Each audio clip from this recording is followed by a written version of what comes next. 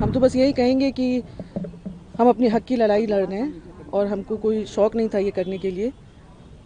बहुत मजबूरी में हमको ये कदम उठाना पड़ा है और मैं ही नहीं एक अकेली महिला हूँ कि जो चुप है, बर्दाश्त कर रही है। हमारी जैसी बहुत महिलाएं हैं जो चुप रहती हैं, बर्दाश्त करती हैं अपने बच्चों के लिए, अपने घर के लिए। पूर्वज जो मना करके गए घर को समेटने के लिए, बहुत कुछ सहना पड़ता है एक औरत को। लेकिन हम टूटे नहीं, इनफैक्ट हम और मजबूती से खड़े हुए हैं और न्यायालय पे हमें बहुत भरोसा है और सच्चाई की जीत होगी। अभी ऑर्डर तो हमारे पास आया नहीं है तो उस पर हम कुछ कह नहीं पाएंगे और हम तो बस यही कहेंगे कि हम अपने हक की लड़ाई लड़ रहे हैं और हमको कोई शौक़ नहीं था ये करने के लिए। बहुत मजबूरी में हमको ये कदम उठाना पड़ा है। और जब एक लड़की का जन्म होता है, वो जब बड़ी होती है, यही सुनते हुए बड़ी होती है कि लड़की पराया धन होती है, उसको दूसरे के घर जाना होता है।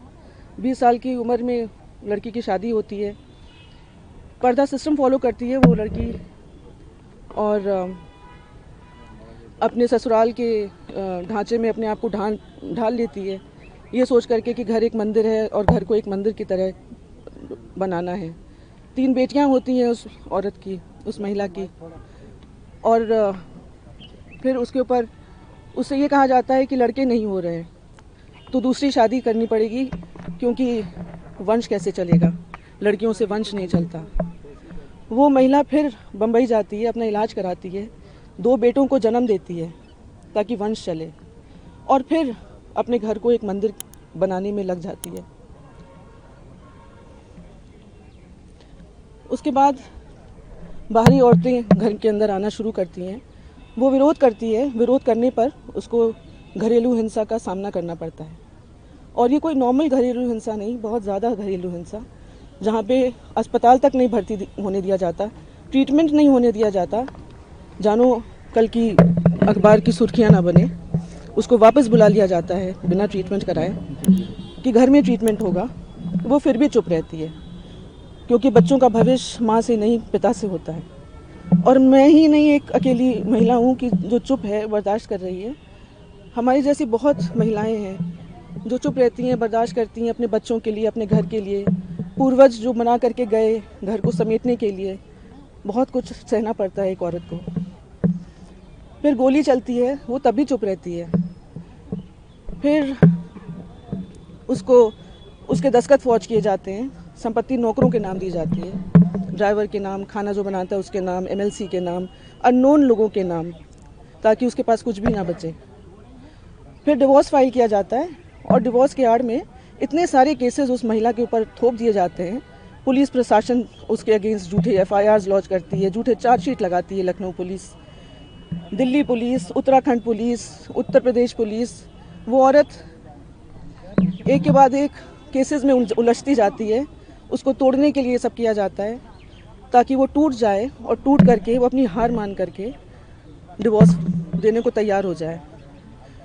लेकिन हम टूटे नहीं, इनफैक्ट हम और मजबूती से खड़े हुए हैं और न्यायालय पे हमें बहुत भरोसा है और सच्चाई की जीत होगी। हम अपने हक के लिए लड़ रहे हैं, अपने बच्चों के हक के लिए लड़ रहे हैं। और ये बहुत गलत बात है कि पति दूसरी शादी करना चाहे, डिवोर्स फाइल कर दे और फिर दूसरी औरत को के साथ घर में रहना शुरू कर दे। फिर मेरी मदर इन लॉ भी परेशान हो क्योंकि उनको भी नहीं अच्छा लगता कि कोई और औरत घर में रहे बेटे के साथ। उनको भी घर छोड़ करके, इस बुढ़ापे में उनको भी घर छोड़ करके जाना पड़ता है। हम लोगों को घर में अलाउड नहीं है। हमारा डीवी जो है बहुत दिनों से स्टे पे था, जुरिस्डिक्शन स्टे पे। डिसाइड होना था कि महिला कोर्ट में चलेगा या पीएमएलए कोर्ट में। अब सुप्रीम कोर्ट ने जो भी फैसला दिया है वो अच्छा फैसला दिया है। और क्या फैसला? मैम, आज जो सुप्रीम कोर्ट में आप आई थी, ये कौन सा मामला था? इसमें जो याचिका आपने दायर की थी उसमें क्या मांग की थी? वो हमारे लॉयर आ रहे हैं, वो बता पाएंगे।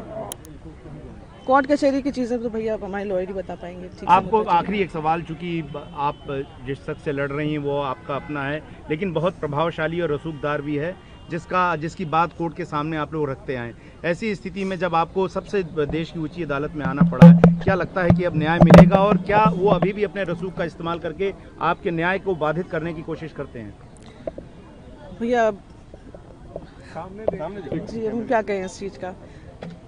हर जगह से मैनेज किया जा रहा है। हमने पहले ही कहा उत्तराखंड पुलिस, यहाँ दिल्ली पुलिस, यूपी पुलिस, सबको तो यूज़ किया जा रहा है हमारे अगेंस्ट। झूठे FIRs सब जगह से हम लड़ रहे हैं और सत्य की जीत होगी। न्यायालय पे हमें पूरा भरोसा है।